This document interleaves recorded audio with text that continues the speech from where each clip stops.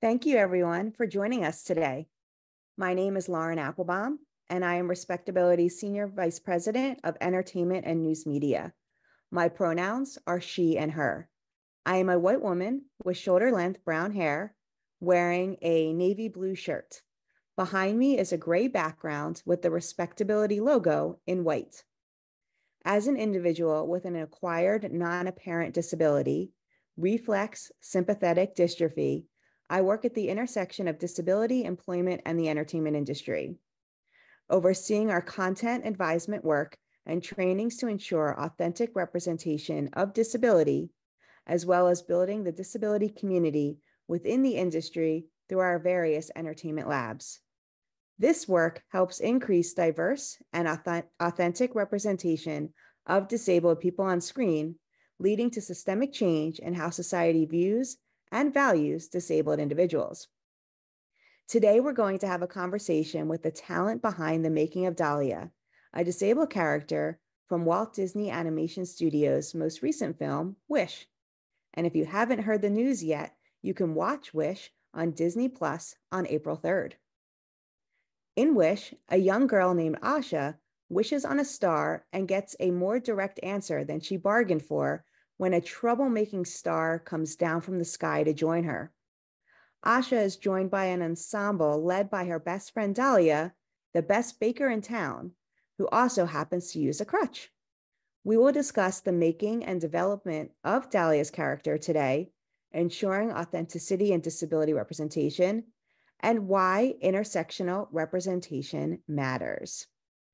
So I'm going to invite panelists on one by one to share a little bit more about themselves, and then we'll get into some questions. Jennifer. Good afternoon, everybody. My name is Jennifer Kumiyama. My pronouns are she, her. I am the voice of Dahlia in Disney's Wish. I have long black curly hair. I'm wearing a black button-down top. I have tan skin, and I am an Asian Pacific Islander and Black female. I have experience in live performance. I was in Disney's Aladdin musical Spectacular for 13 years, the entire 13-year run. I also had the opportunity to do Undercover Boss Celebrity Edition with Idina Menzel, another Disney star. And I currently work as the citywide accessibility coordinator for the city of Long Beach. Thank you, Jennifer. Tom.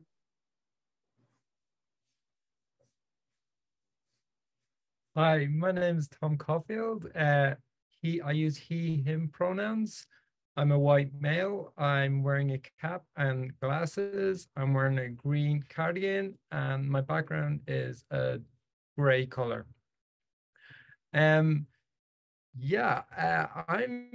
a story artist who worked on Wish, bringing Dahlia to life. I'm an Emmy Award-winning director.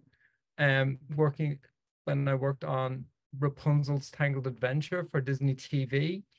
I've also, way back when, still in Disney, I animated on The Lion King 1.5, Lilo and Stitch 2, Mickey, Donald, and Goofy, the Three Musketeers.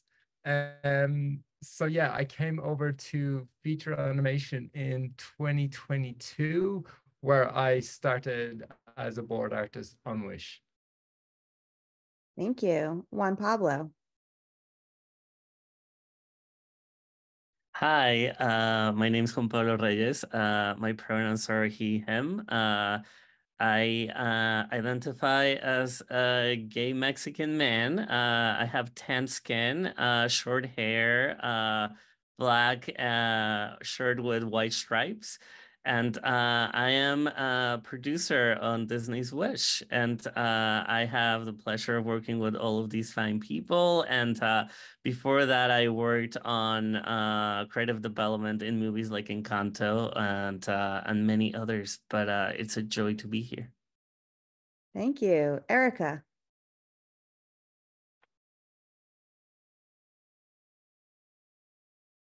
Hi, name is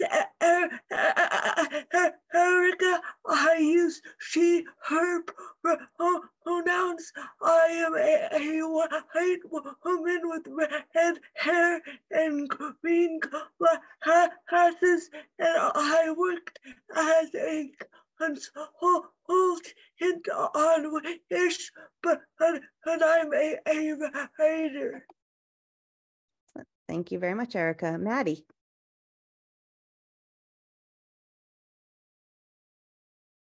Everyone, my name's Maddie. I use she, her pronouns. I am an Asian woman with long black hair and wearing a colorful sweater. I worked as a cultural trust consultant with Erica and all these great people. I am a writer, photographer, and overall storyteller based in Dallas, Texas.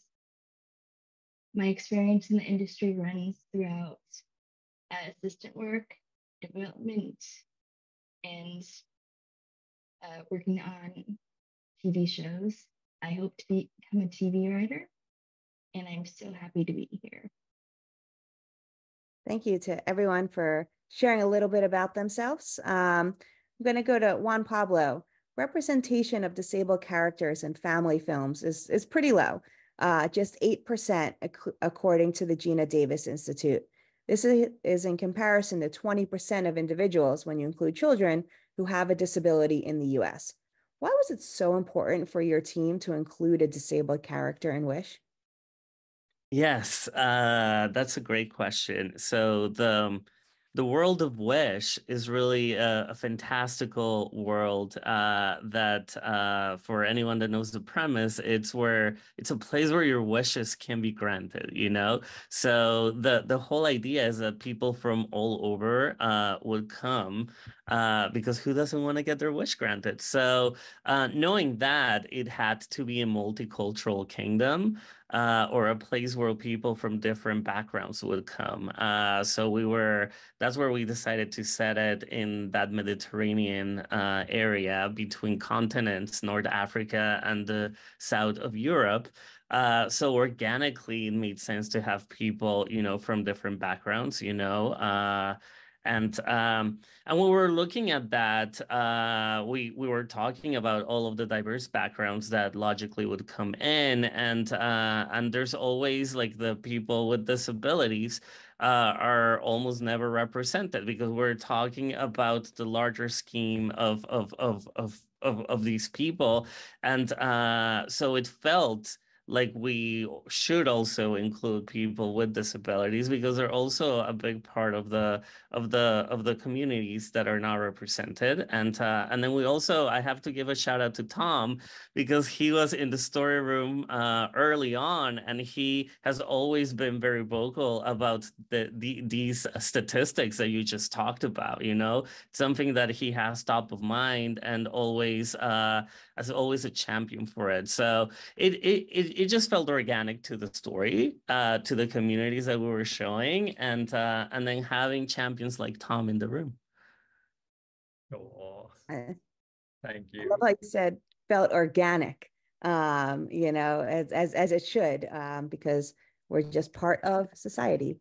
So Tom, would love to head over to you. As you know, already identified yourself as a person with a disability. You were able to bring your life experience and perspective, you know, to animation, including with the character of Dahlia.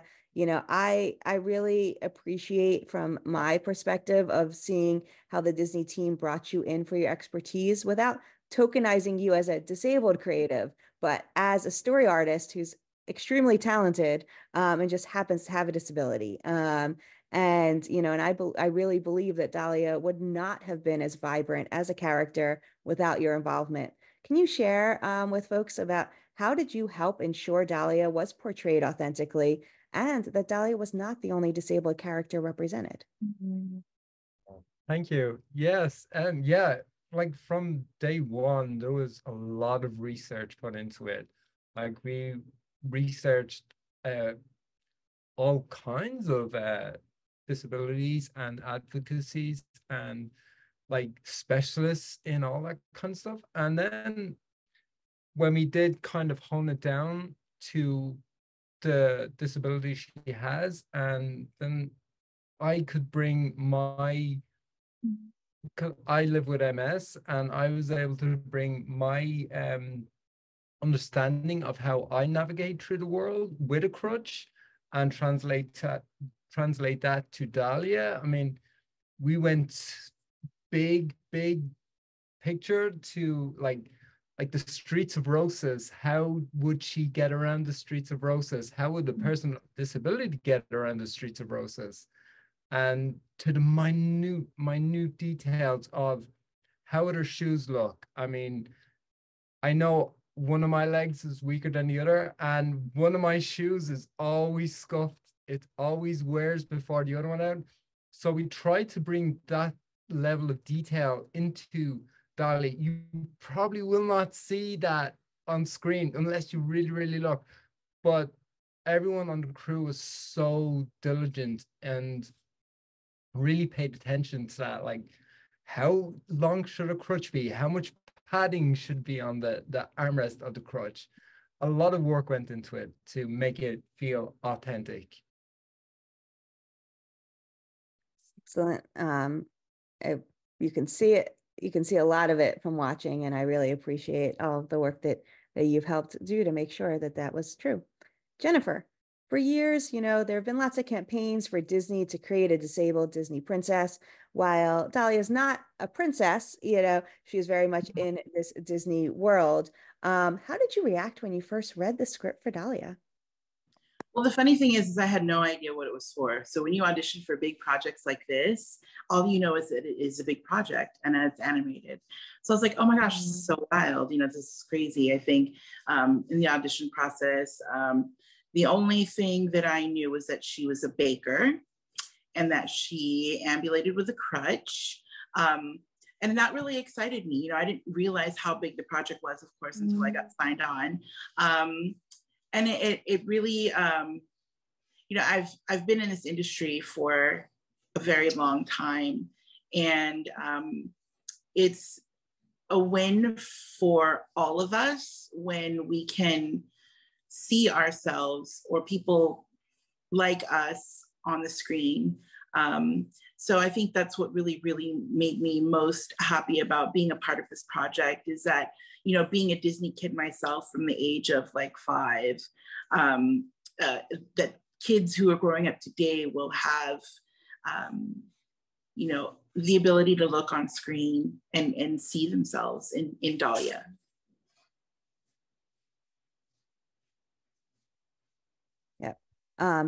Kids being able to see themselves reflected, so important. I noticed people are starting to put questions in. You are more than welcome to put Q&As in. We will get to them towards the end, about halfway through. So there's a Q&A box where you can enter your questions. And so thank you for doing so. Juan Pablo, I wanted to come back to you real quick. Your team recognized the importance of Tom not being the only one talking about disability from a disability perspective, pulling in a team of individuals to back him up. Can you share a bit about the importance of including cultural story trust consultants on films like Wish? Yeah, no, of course. And obviously we have a lot of our consultants here in the room, so I'm very grateful for that. Yeah, the consultant process, just in broad strokes in Disney, is very important, call it Moana, call it Encanto, which I was, again, a part of. We had a Colombian Cultural Trust. So it's very important to bring in people that can bring in the specificity of both the lived experience, but also scientific or historic or whatever background that needs to be brought into that particular case, So it is something that we take very seriously, because whatever it is, if it's a star or a person from a particular country or whatever it is, we want it to feel real and authentic, In the case of Dahlia, obviously we have you all, which, respectability was a huge part of it. And, working with wonderful people. help facilitate that, you know, like the Rice team or Kaliko Hurley, who those two are a big part of the work, you know. So I cannot attribute everything to the production. We wouldn't be here without Rice or with Kaliko, you know. So I am very thankful to have that team and that support that helped in Wish, but helps in every other project that we have, you know. So it's a robust group of internal folks as well. And then we start to bring in consultants. You know, we have Respectability. We also worked with a neurosurgeon from UCLA. Her name is Dr. Linda Liao, and she was also very crucial to the process of developing Dahlia because, you know, as Tom mentioned, and as you all also talked about in all of our meetings, we need to know what type of situation is the one that that Dahlia is facing, you know, and she helped us diagnose the character. You know, we talked about Moya Moya being an important one that a lot of female Asian women, it's normal for that community to be you know, to have Moya Moya, and then she would probably have a stroke, you know, which would make part of her body, you know, be a little bit you know, challenges with motion, but she also, through the lived experience, we talked about how it's just a part of who she is, and she is she needed to be celebrated and just let her be, you know. And we had folks like Maddie and Banny and then Jennifer herself, to be honest, you know. Jennifer brought a big part of Dahlia's personality. When she was recording, she would always talk about what Dahlia would say or do in particular occasions. So that is all, and we'll talk about casting later, but I consider Jennifer also a consultant in her own right, you know. So you know, we're surrounded by wonderful people. Thank you. You know, I can echo thanks for the Rise team and you know, all the other folks within Disney who really made it a priority and such to ensure. And it's lovely to see how much the Rise team and Kaliko kind of back the production up in ensuring that you have the resources to be able to do your job. So Erica, you were working as a National Leadership Fellow with Respectability when you were pulled in to work on Wish. When we were chatting last week, you mentioned how much you enjoyed, you know, watching early cuts of the film, and I'd love for you to kind of share a little bit more about some ways that you were able to help this team while watching. Yeah, well, I think it's very important that none of the other characters say anything that could be considered patronizing or ableist in some other way. So I would just watch the film and make sure that there was none of that to ensure that it wouldn't hurt anyone watching it. Thank you. And Maddie, you also were on our consultant team. You know, can you share a bit about how we helped the team ensure the animation of Dahlia was done authentically? You know, things that you saw and shared with the team. Thanks for the question. So as a person with cerebral palsy, there's a lot of little things that people don't think of, and that's what I really honed in on. Like Tom, shoes don't last long. I have the exact same problem, and I'm just like, oh my goodness. So I really focused on the little details, like in the beginning, her shoes were pointy, and that's not very good for balance. And her skirt was a bit long. And I know when I have a long skirt, I trip over it a lot. So I have shorter skirts so I can walk well. well. And then how would the crutch be supported?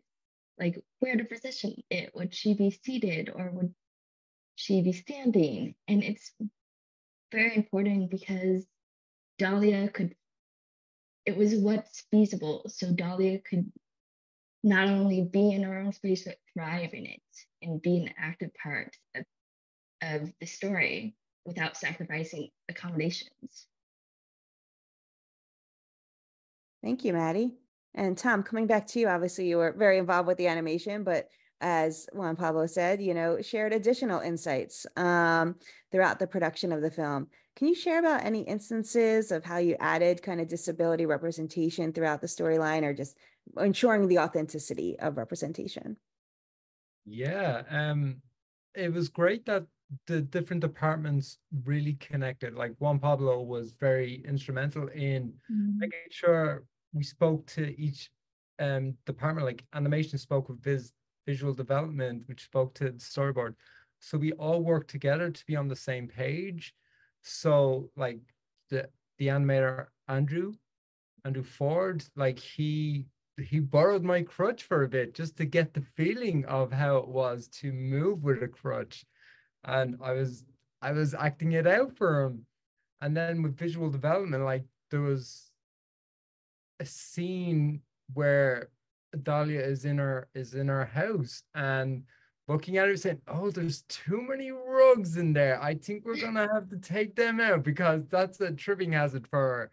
What material is the ground made of? Because that's not going to be very stable with a crutch.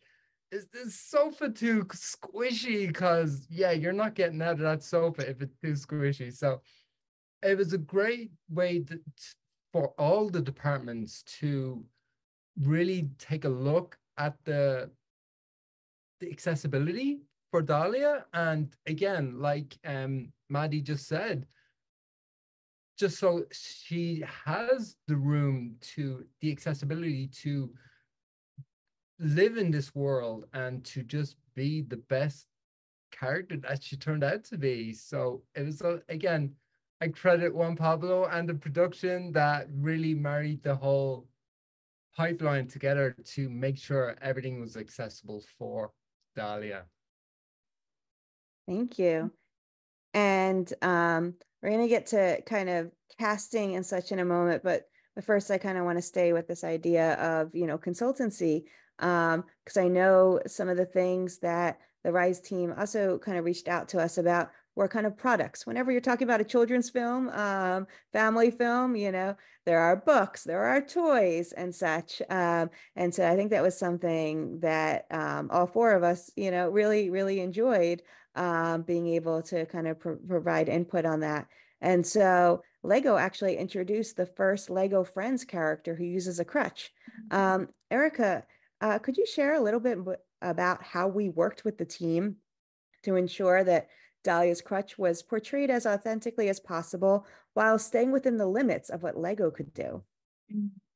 Yes, I was amazed that there was such detail that went into making Legos, and one thing that he had to really work on was her crutch and how it would fit the hole, because Lego doesn't really use round shapes, which is what crutches usually have around the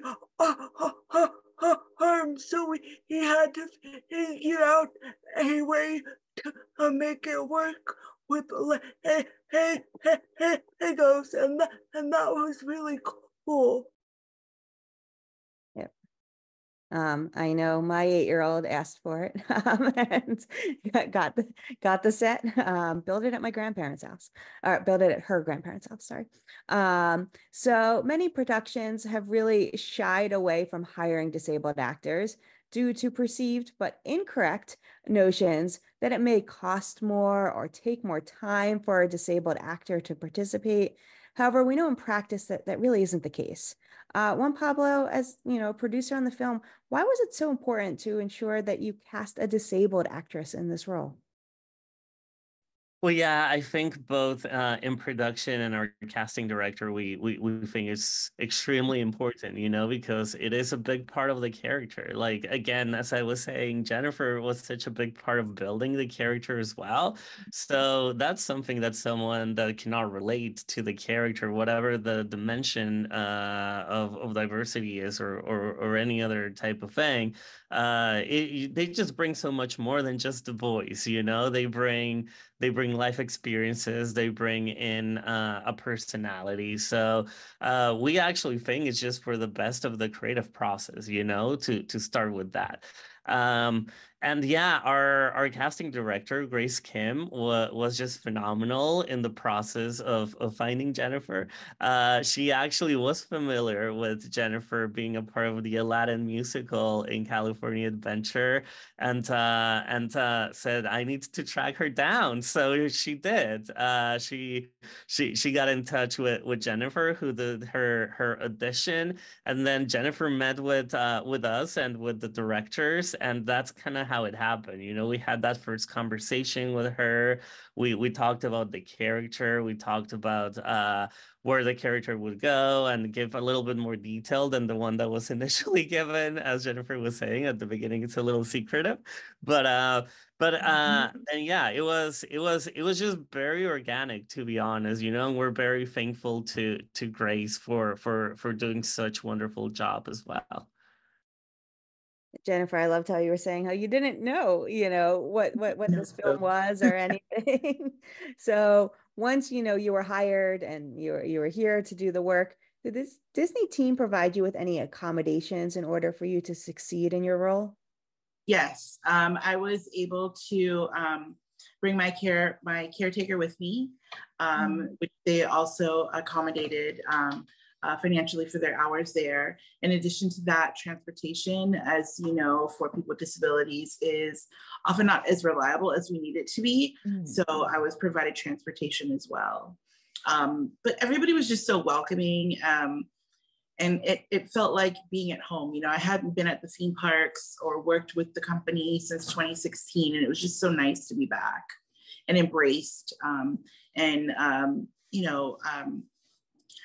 I felt like everybody was excited about Dahlia, which made me even more excited about Dahlia to learn more and more about her.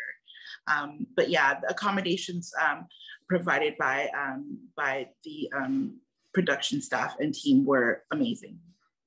That is great. And I imagine there might have been a few other things that didn't even cost any money, like lowering the microphone for someone sitting versus standing, and such that obviously are very easy to do. Yeah, it was a very wide open studio, so I don't feel like I was, it was plenty accessible for a wheelchair. I use a big motorized wheelchair. And I felt, grateful to be there, but I also felt that they were equally grateful to have me there as well. It is wonderful. And as anyone who's been able to see Wish yet can tell how talented you are as a voice actor. And I can't wait for others to be able to see it when it's out on Disney Plus next month. Thank you. So another topic that kind of has come up is the importance of intersectional representation. Maddie, you've talked about, as a Chinese American adoptee with cerebral palsy, who's also diabetic and neurodiverse, you've not really had the opportunity to see yourself represented on screen much. But when you saw the character of Dahlia, you felt represented. What does that mean to you? It meant everything, because I was a Chinese adoptee, and because I was disabled, and because I belonged to so many communities, and I grew up in a really small town. So I really felt isolated. There was no one like me.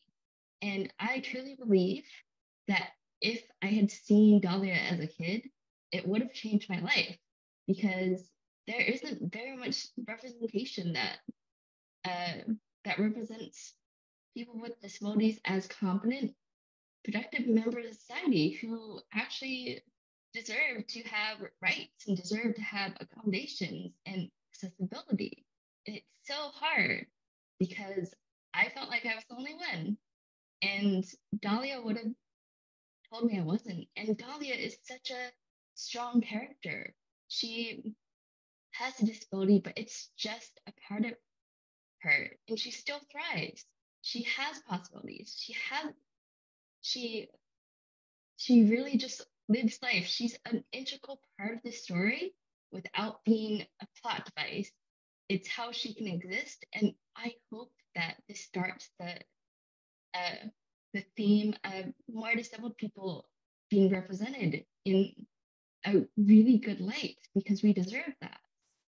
I will forever be grateful to, Juan Pablo and the Disney team, because that would have just changed my life. And I'm just so grateful. Working on Wish has been one of the highlights of my entire life, and I will never forget it. Thank you, Maddie. Jennifer, coming back to you, similar type question. Why is it so important that Dahlia is not only disabled, but also Asian? And what do you hope the impact of this character will have for the next generation of children looking to see themselves represented? In Asian cultures, the model myth minority is that Asian kids are, quote, perfect. They're great at math. They're obedient to their parents. And very often, actually all of the time, you don't see any of them with a physical disability. I think being an API with a disability and having that representation in Dahlia is so important, because Dahlia is perfect. She's perfect, cane or not. She is a darn good baker to bake enough for the king. I mean, that is in itself, super, super awesome. But I think it just encourages people from the API communities to not really see disability as something that is negative, because it's not, but to really accept the fact that us as a human race, there's no perfect human that could do everything. So essentially, why are we even, why are we even categorized as able-bodied people or people with disabilities? We're just people. And I think that's really important. Also, too, I think it's great for kids who might live in households where their disability is kind of not really talked about in the household. I think it's important for a child to be recognized in the many different ways that you could recognize a human being, and disability is included in that. But at the same time, piggybacking off what Maddie said, the greatest part of Dahlia's storyline is that she has a disability, but that's not really talked about. Like, she's seen as a human being first. Disability is not part of her story in the film. She's a baker, she's a loyal friend, she's a get her done kind of girl. She's kind of bossy, she's really sassy, and she's a great best friend. And I think those are the important things to take home about, intersectionality. And another thing that I also really like about Dahlia is that she's kind of chubby. Chubby girls don't always get a great rap. And she's that's another intersectional community that we don't talk about very much. But yeah, Dahlia is just perfect in every way. She's a great role model for kids and, kids at heart, from the API community, from the disability community, from the plus size community. It's just, I couldn't say enough. Thank you for adding that third intersectionality in there, because you're right. Being able to see, people that look like you is so important. And, a lot of characters that are drawn out there are drawn, very thin and such. And so being able to see someone who reflects more of the average person in the US and probably worldwide is really nice to see. I'm going to kind of broaden that question out to the rest of the members of the panel of is there anything that you hope audiences will take away from watching and kind of open it up to all of our panelists? Well, I just hope that people can see that Holly is just like other people, and she even uses her disability at times to save the day, like when the other characters are sneaking into the castle. She works on more of the science and stuff. So I think that's very important to show that disabled people can do things too. Yep, I kind of feel without Dahlia, like she does help save the day, right? Without giving anything away for folks who haven't seen it yet, and such. But you know, she becomes very integral to doing so. Anyone else want to add to that? Or what do you hope audiences will take away from watching? Maddie? I hope that audience will be aware of just how much you can do, but also I'd like to add that whatever you can do is enough, and you deserve that accessibility in that space, because her, like, anything that she did, her friends just helped out. She leaned on the queen, she did that, but she still kicked ass, and she wasn't focused, or there wasn't a narrative of what she can't do and she can't do. But it's also just really important to look at yourself and say that what you can do is enough, and you can still rock it. And it may look different than everyone else, but you deserve the space and exist without having to fight for it, without having to feel less. Thank you. And I want to remind folks that they can put their questions in the Q&A box. You click on the little Q&A icon, and you'll be able to ask a question, either providing your name or asking anonymously, and we'll be getting to them in just a moment. I have another, while we're waiting for more to come in, I'd love to kind of ask another question for all of our panelists. What advice do you have for disabled creatives wanting to enter this industry, whether as an actor, an animator, writer, producer, or any other role? Advice for disabled creatives. Who would like to start? I will, if that's okay. Sure. You know, people ask this question a lot. And I always start off by saying, you have to be your own champion, and you have to believe in yourself, because if you don't, you can't expect anyone else to. One of my favorite TV shows is RuPaul's Drag Race. And she always says, if you don't love yourself, how the hell are you expect anybody else to? You know, and those are words that I really live by. You have to, you know, put in the work. You have to hone your craft, take classes. I still take voice lessons.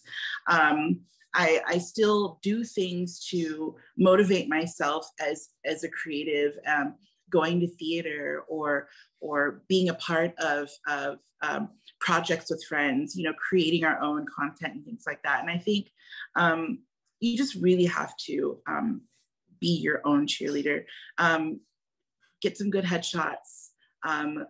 Get out there, find yourself an agent or a manager or both, and find somebody who's going to fight as hard for you as you will yourself, who will see you as a person first and understand that your disability is not a hindrance, rather it's something that makes you super cool.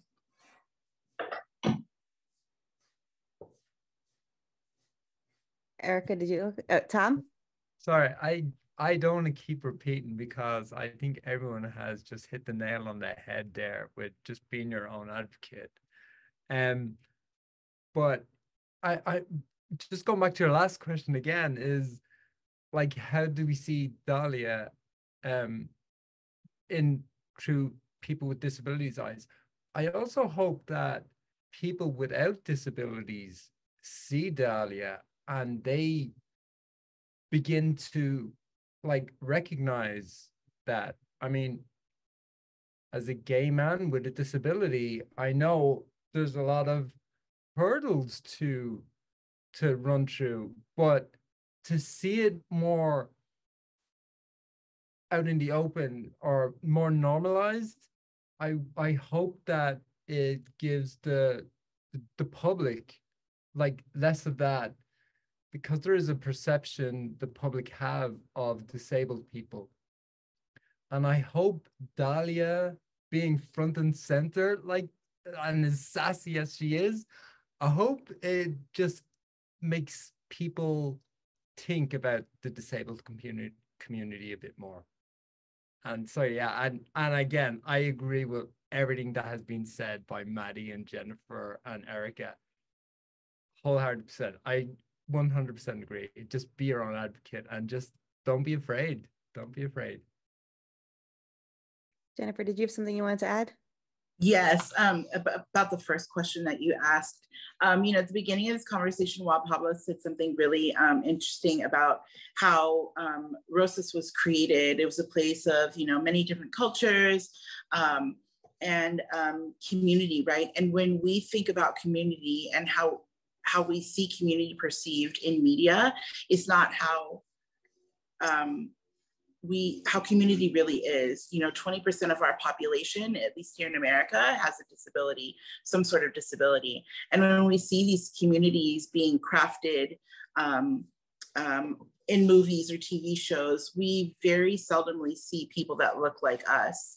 So if there's anything that people take away from Dahlia being such an integral part of the story, is that people with disabilities are very much a huge part of the fabric of our lives, no matter where we live.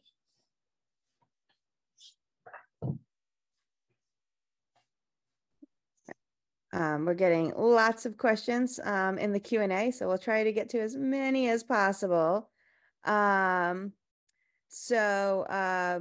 know you can't really talk about future productions, and I know a lot of questions are about that, but here's one from Anonymous. Dahlia means a lot to many of us. This is wonderful. Thank you for having this chat and including intersectionality. How did this experience inform future productions when it comes to including more disability representation? For example, are there conscious plans to represent more neurodivergent or immunocompromised individuals? So I know you can't share any details of anything that may be in the pipeline, but has there been more conversations about disability, especially among non-disabled individuals that were involved with Wish that may be going on to other productions? I guess Juan Pablo, that might be to you, and Tom, maybe. Yeah, I mean, what I can say is, we're so lucky to have teams like the Rice team and other many teams that are like very much in the pulse of where we need to move towards when it comes to representation. And I know that they talk to Disney Animation, but they talk to every division of the Walt Disney Company. So I know that is certainly happening. Obviously the specific types of representation needs to feel organic and truthful to the story. So we will see, I think, all of these beautiful different type of characters come up in different media, so yeah, I guess it's, it's hard to predict the future, but I know that we have wonderful people and advocates and people that really care for the nature of this type of work that I think are still pushing forward. Thank you. Jennifer, this next question is for you, and I apologize if I mispronounce a name, but it says, "Hi, it's Lutisha. I'm so proud of you, Kumi-chan, my wheel sister. Can you tell us what you did to prepare for this role, especially how you thought about personality while singing?" Hi, Lutisha. I love you too. That's a really good question. My inspiration for wanting to be a singer, specifically with in Disney, came from The Little Mermaid. And I remember how I was 8 years old when that film came out. I remember how that made me feel. And I really thought about how, or the potential of Dahlia and how she can make other kids feel. So I wanted to really think about how I can make her seem as magical as every other character in this beautiful piece of work is, you know, and try to go back to thinking about what it was like for me as a teenager. You know, I'm the oldest of 6 kids. I was bossy, full stop. Anyone will tell you that. But, you know, also too, like being the leader of her little group is something that I'm kind of familiar with, being an organizer in the community. And I just wanted to really make sure that whatever I was doing, whether it was dialogue or singing, was motivating in a way, I guess, for any sort of child, and not motivating in the annoying kind of sense, more like just you know, sprinkling a little bit of that Disney magic on the character and making people feel that when they see or hear Dahlia. So I guess I would just, you know, I watched a lot of cartoons. I watched a lot of cartoons, a lot of Disney cartoons, my old favorites. And I would just think about things that were, you know, kid-like, teenage-like. Because we all know my teens was a very long time ago. So I had to refamiliarize myself with what it was like to be a teenager.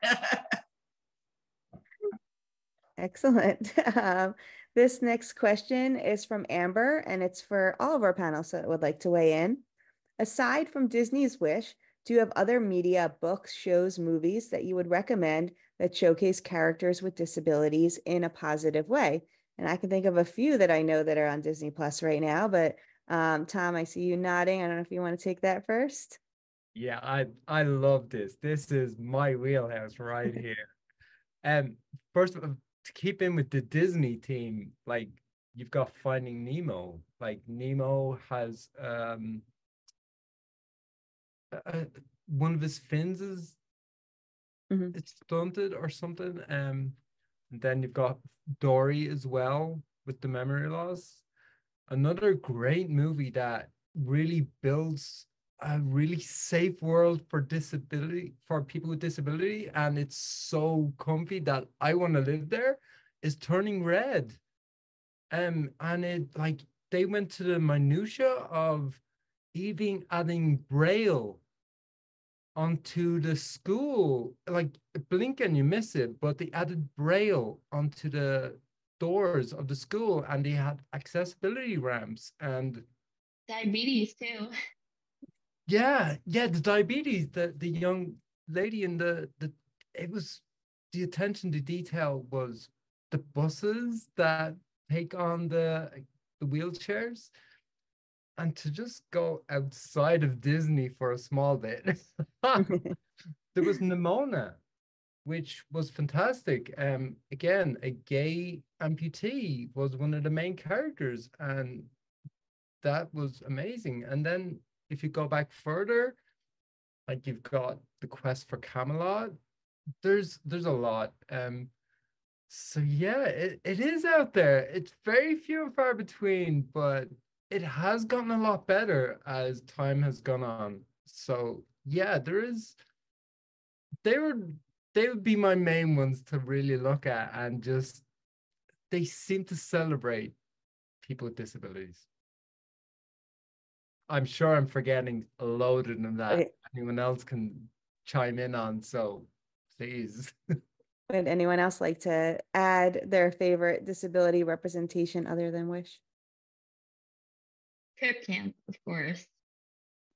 And then I love Judy Herman's book, her memoir. I read that and it was so lovely.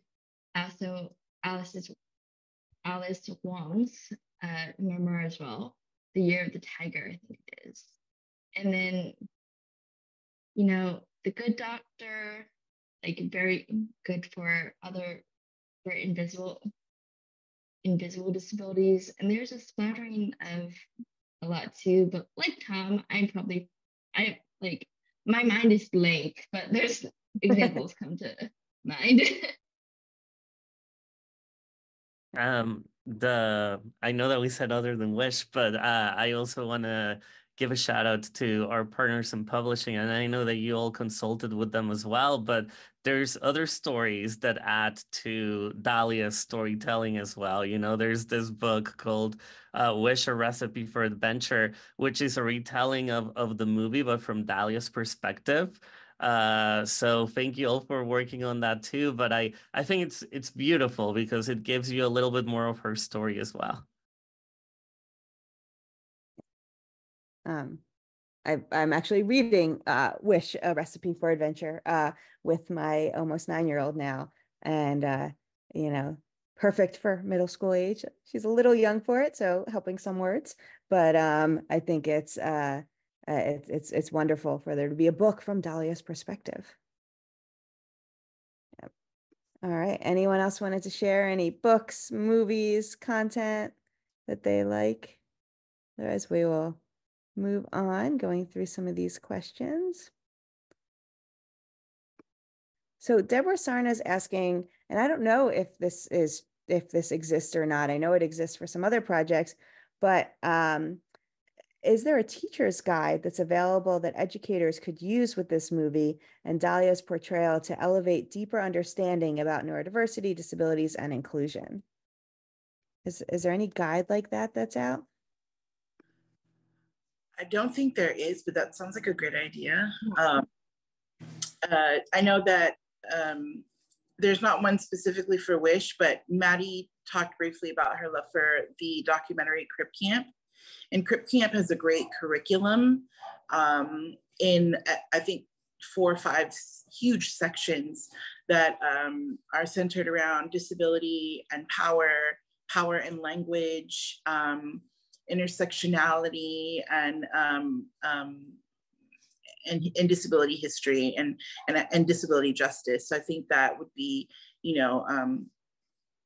a great toolkit to refer to as far as disability and education. I do think that the lack of disability history in elementary education or any education level is a huge reason why there's so much disconnect between people that don't have disabilities and people that do in our communities. And I think that it's great that you're looking for ways to teach your students about disability, because the only way that we can learn how to coexist peacefully is to know about each other, know our history and where we came from. Yeah. So there is a great organization. It's called Asian with Disabilities Initiative. They have a website. They are on Instagram, all the stuff. They do a lot of studies in education, and while not like a teacher's guide, they have some great resources on more information. Other than that, it's going to sound very niche, but there's a lot of education on TikTok and social media. There's creators like Alice Wong and like Tiffany Yoon, and like just people just talking about it. I know there's a lot of representation on social media, which is so great and so fun. Excellent, thank you. We have a few comments from folks I'm going to read out loud because I think you all might like to hear them. Shannon Horn says, first of all, hi, Jen. Secondly, as a disabled student advocate who has seen the movie, thank you for such great representation. Third, I'm a mother of non-disabled teenagers, and they love the movie as they are growing up learning about disability representation. So yay, also hearing this from both disabled and non-disabled individuals and such. Let's see. From Crystal and Dominique, sending much love from Long Beach. We are in awe of Jennifer and her accessibility advocacy for the city. What do you see the role of disability representation in systems change? So we'll go to Jennifer for that. And if anyone else would like to add to it, we'd be glad to do so. First of all, Crystal and Dominic are two of our Long Beach Public Service Corps fellows, and they're working with me in the Office of Equity during their time at the City of Long Beach. So thank you all so much for joining. I think prior to my time as a citywide accessibility coordinator, there was not somebody from the disability community in this position. I think when we talk about systems change, we need to really also look at who's leading the work. I think we need to start realizing that the disability experience is experience. And we need to value that as we look at things that can change. I'm very much an advocate for higher education and it being empowering to individuals, but at the same time, not everybody has had the opportunity or what they need to be able to pursue higher education. Therefore, lived experience should be equally valued, especially when we talk about things like disability. Nobody knows our lives better than we do. And when we talk about system change, I think that's the biggest thing for me. Thank you. We have a comment from Ruth Ellis. As a teacher educator, I use the characters in Finding Nemo with my teacher candidates to help them identify eligibilities for the different levels of systems of support in classrooms. Every time that Ruth uses the module, they love it.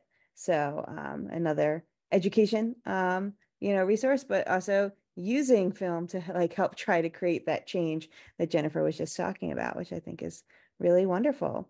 The questions keep coming in, and I'm trying to make sure I'm asking ones that are very different from ones that we have not asked already. Let's see, another comment of being a plus size disabled woman. I appreciate this movie so much. Let's see, another resource that's being shared is justsayhighschools.org. It is a disability inclusion curriculum, including pre-K to 12 lesson plans, and Judy Human was involved in its development and such. So Just Say High Schools is another educational resource for people who are asking that.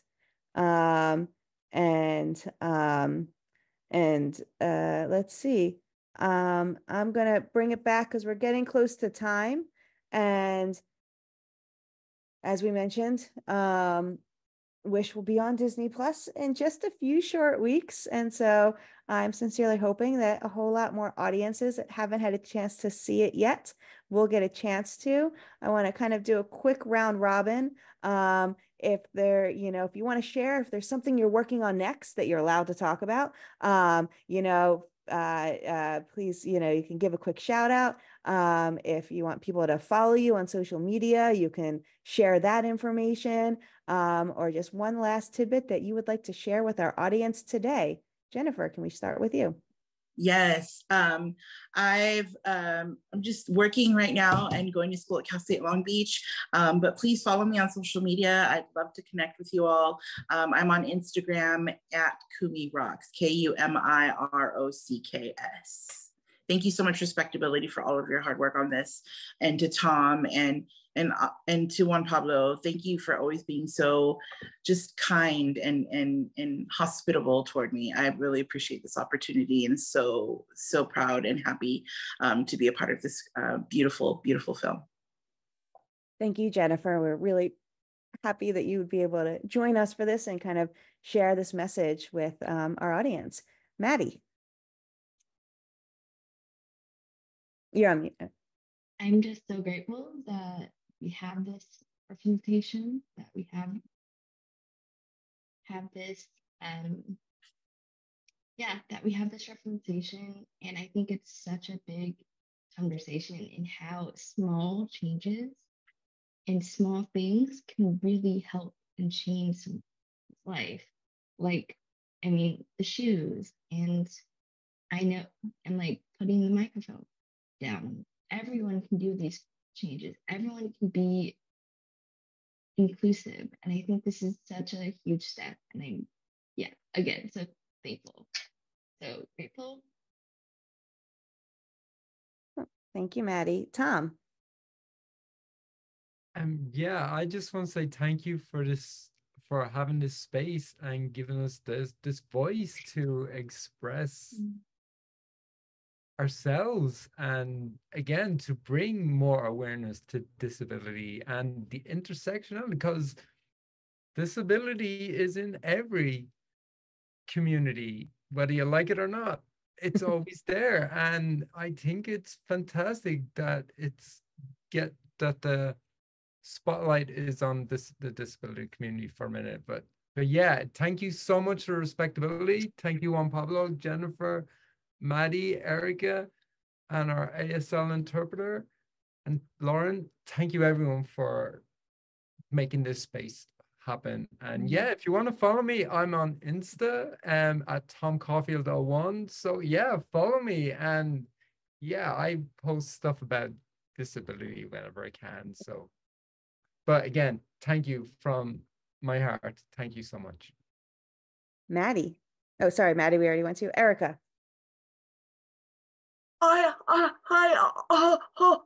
also just wanted to say hey you, and I'm also on social media everywhere. It's just my name, ERICAMONES,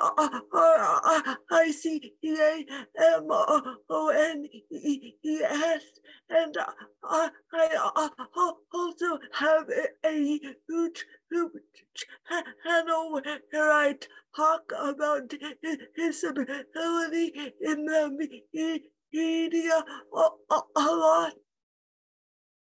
Thank you. And Juan Pablo. Well, to me, it's just really exciting to have been able to work with you all. Like, you all make Dahlia, like Jennifer's beautiful voice and singing and performance and insight, Tom's beautiful draftsmanship. He's such an iconic artist too. So that's also why you should follow him on social media. And you all in Respectability, it's such an honor to work with you all. You're so thoughtful and you pay attention to detail, and you brought so much to the characters. So I just have to say thank you. Thank you. And I just want to thank you, Jennifer, Tom, Juan Pablo, Erica, and Maddie. It was really really a blessing to be able to spend this last hour or so with you, chatting about how we were able to bring Dahlia to life. I also really would love to share a thanks to Vanny Lee, who helped produce this panel. Vanny was also on the team working with Disney on Dahlia. So she was on the Respectability team. It was Maddie, Erica, Vanny, and myself and such. And so I want to make sure that she gets her shout out as well. And a reminder to watch Wish on Disney Plus on April 3rd. Everyone can watch it, do community watchings and screenings and such, and really looking forward to talking about Wish with more folks as everyone gets to really see this wonderful film. So thank you all. Hope you have a wonderful rest of your day. Thank you, everybody.